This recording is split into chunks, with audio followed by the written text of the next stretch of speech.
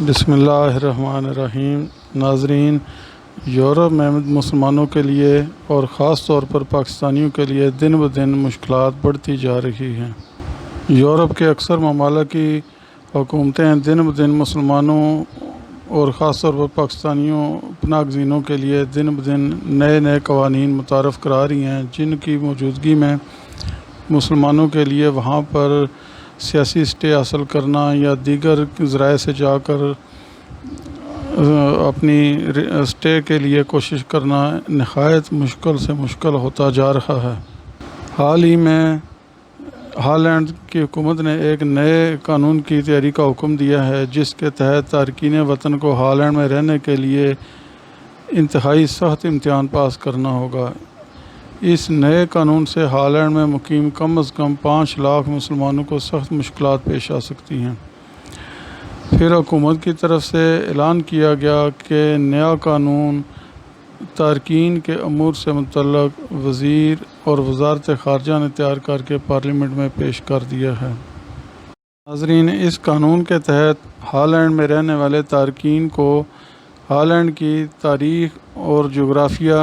زبان اور ثقافت کے بارے میں اور ان شعبوں سے متعلق معلومات پر مبنی سخت ٹیسٹ دینا ہوگا، جو برطانیہ میں رائی ٹیسٹ سے بھی مشکل ہے۔ اس ٹیسٹ کے لیے تارکین کو 600 گھنٹوں کے کورس میں شرکت کرنا ہوگی اور 5 سال کے اندر کورس ختم نہ کرنے پر یا امتحان میں ناکام رہنے والوں کو سالانہ 7 یورو جرمانہ کیا جا سکے گا اور ملنے والی مراعات میں کمی یا رہائشی پرمٹ منسوخ کیا جا سکتا ہے۔ نیا قانون تیار کرنے والی کمیٹی کے سربراہ نے ایک ملاقات میں بتایا تھا کہ یہ ٹیسٹ مساجد کے اماموں کو بھی دینے کا پابند کیا جائے گا، جبکہ یورپی یونین کے تمام شہری اس ٹیسٹ سے مستثنی ہوں گے۔ اب خبر آئی ہے کہ گزشتہ دنوں ہالینڈ کی حکومت نے یورپ میں دہشت گردی کے واقعات کے بعد پاکستانیوں کے لیے مخصوص قانون کی منظوری دے دی ہے۔ اخبار کے مطابق ہالینڈ آنے والے پاکستانی باشندوں کو ویزا لینے کے لیے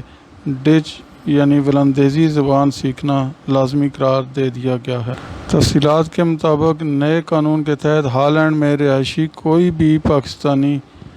اپنی بیوی، منگیتر، بچوں یا خاندان کے کسی فرد کو ہالینڈ بلواتا ہے تو اس امیدوار کے لیے بھی ڈچ زبان سیکھنا لازمی ہوگا۔ اس کے علاوہ اسے اسلام آباد، پاکستان میں ڈچ ایمبیسی میں ٹیسٹ پاس کرنا لازمی ہوگا۔ ناکامی کی صورت میں اسے ویزا جاری نہیں کیا جائے گا۔ ہالینڈ میں مقیم پاکستانی تارکین نے اس نئے قانون پر شدید احتجاج کیا ہے، جبکہ پاکستانی سفارتخانہ حسب معمول، حسب روایت اور حسب عادت خاموشی اختیار کیے ہوئے ہے۔ پاکستانیوں کا موقف ہے کہ پاکستان میں ڈچ زبان سیکھنے یا سکھانے کا کوئی ادارہ یا انسٹیٹیوٹ نہیں ہے، جس کی وجہ سے ڈچ زبان سیکھنا بے حد دشوار ہے۔ ان کا کہنا ہے کہ ڈچ ایمبیسی کے ساتھ حکومت پاکستان کو بھی اپنے عوام کی مدد کے لیے آگے بڑھنا ہوگا تاکہ پاکستانی تارکین وطن آسانی کے ساتھ ویزا اور امیگریشن کے دیگر مراحل میں آگے بڑھ سکیں۔ اس کے علاوہ ہالینڈ کے ہمسایہ ملک بیلجیم میں بھی لندن بم دھماکوں کے بعد صورتحال کشیدہ ہو گئی ہے۔ تارکین میں خوف و ہراس پایا جاتا ہے۔ گزشتہ دنوں خبر آئی تھی کہ حکومت بیلجیم نے ملک کو دہشت گردی سے بچانے کے لیے ٹم ٹم اور ایکسٹرا آپریشن کے نام سے نئے قوانین پر باقاعدہ کام شروع کر دیا ہے، جس کے تحت پولیس اور قانون نافذ کرنے والے ادارے اور انتظامیہ کو مکمل اختیارات حاصل ہوں گے کہ وہ کسی کو بھی گرفتار کر کے تفتیش کر سکیں گے، بلکہ اگر ان کا جرم ثابت ہو جائے تو ڈیپورٹ کرنے کے بھی ان کو اختیارات دے دیے گئے ہیں۔ اسی طرح ہوائی اڈوں پر امیگریشن کنٹرول کرنے والوں کو بھی پہلے سے کہیں زیادہ اختیارات دے دیے گئے تاکہ وہ کسی کو بھی شک و شبہ ہونے پر ملک میں داخلے سے روک دیں یا پھر کسی ملزم یا مجرم کو باہر جاتے ہوئے گرفتار بھی کر سکیں۔ اس کے علاوہ اب ایک اور بھی نہایت اہم چیز سامنے آئی ہے کہ تارکین وطن کو ملک سے باہر جانے سے پہلے اپنے واجب الادا بلوں کی ادائیگی بھی ضروری قرار دے دی۔ اس کے علاوہ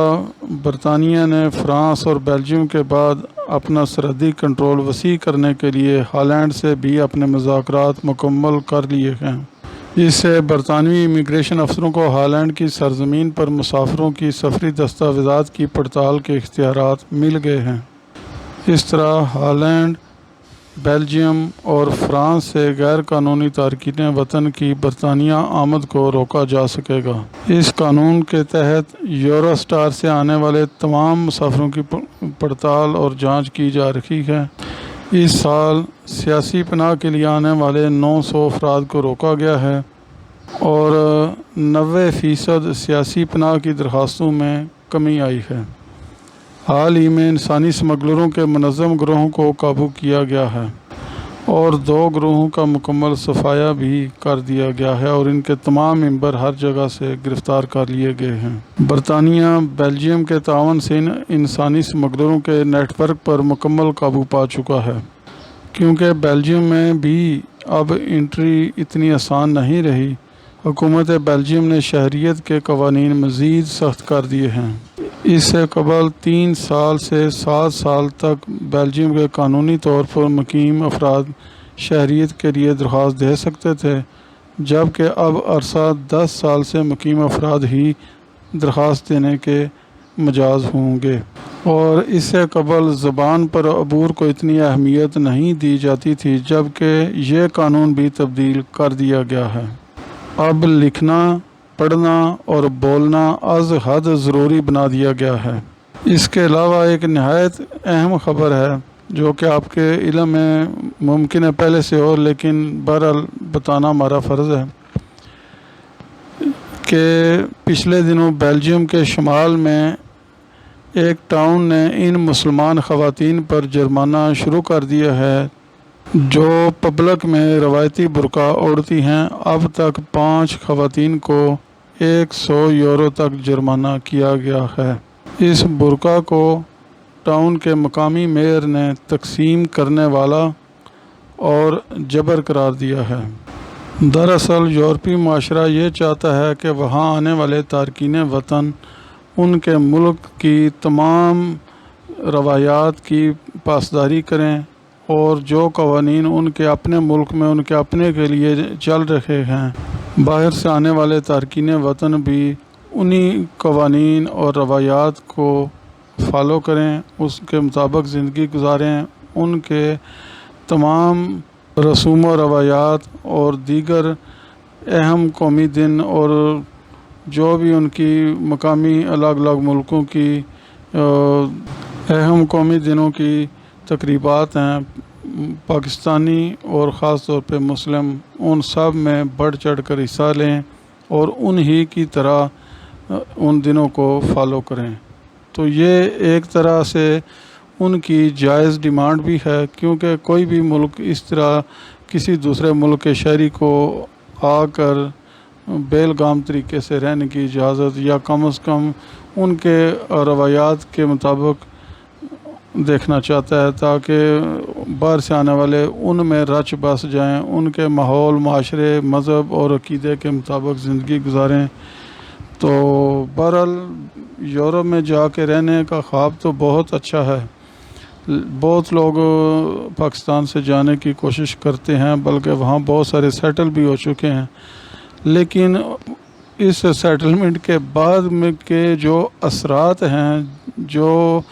بندے کو وہاں جا کے فیس کرنے پڑتے ہیں، مسائل ہیں، مشکلات ہیں، تو یہ بہرحال جب وہاں پیسہ اور سہولتیں ہیں تو یہ بھی ساتھ ان کو برداشت کرنی پڑیں گی۔ اب کوئی بندہ ایسا تو نہیں کہہ سکتا کہ پاکستان سے اٹھ کے جائے اور جا کے وہاں پر پاکستانی رسوم و روایات اور یہاں کے جو رواج ہیں ان کو وہاں پہ فروغ دینا شروع کر دے۔ تو وہ یورپ کے چھوٹے چھوٹے معاشرے، چھوٹے چھوٹے ملک ہیں، چھوٹی چھوٹی ان کی آبادیاں ہیں، تو وہ لوگ ایک غیر ملکی کو اپنے درمیان میں اس طرح سے بقول ان کے اور ان کی روایات کے مطابق جو بھی ان کے خلاف چلے گا اس کو وہ کبھی بھی قبول کرنے کو تیار نہیں ہے، یا پھر اگر قبول بھی کرتے ہیں تو اس کے لیے وہ بے شمار رکاوٹیں کھڑی کرتے ہیں قانونی طور پر یا جس طرح بھی، تاکہ کوئی بھی بندہ آئے تو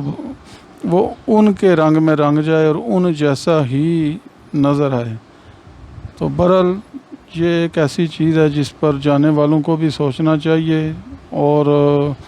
جب وہ وہاں سیٹل ہو ہی جاتے ہیں تو پھر ان کی ہر چیز کو فالو کریں، اسی طرح فالو کریں جس طرح پاکستان میں رہ کر اپنی پاکستانی تمام رسوم و روایات اور چیزوں کو، قوانین کو فالو کرتے ہیں، وہاں بھی ایسا ہی کرنا پڑے گا۔ یہ وہاں رہنے کی ایک مجبوری بھی ہے اور اخلاقی اور مذہبی پابندی بھی ہے کہ بندہ جہاں رہے، جہاں کھائے، جہاں کمائے، جہاں خرچے،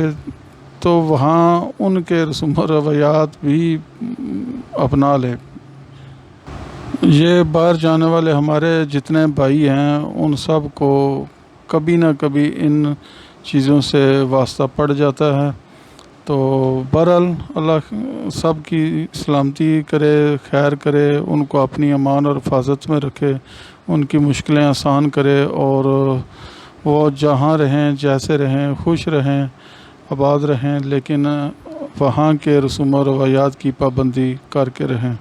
اور کوئی ایسا کام نہ کریں جس سے ملک کی بدنامی ہو اور ان کے اپنے کے لیے وہاں مسائل اور مصائب اور مشکلات پیدا ہوں۔ تو یہ آج کی یہی اہم ترین خبریں تھیں۔ انشاءاللہ یورپ سے متعلق مزید نئی باتوں کے ساتھ دوبارہ نئی ویڈیو میں حاضر ہوں گے۔ اپنا خیال رکھیے گا۔ السلام علیکم، اللہ حافظ۔ پاکستان زندہ باد۔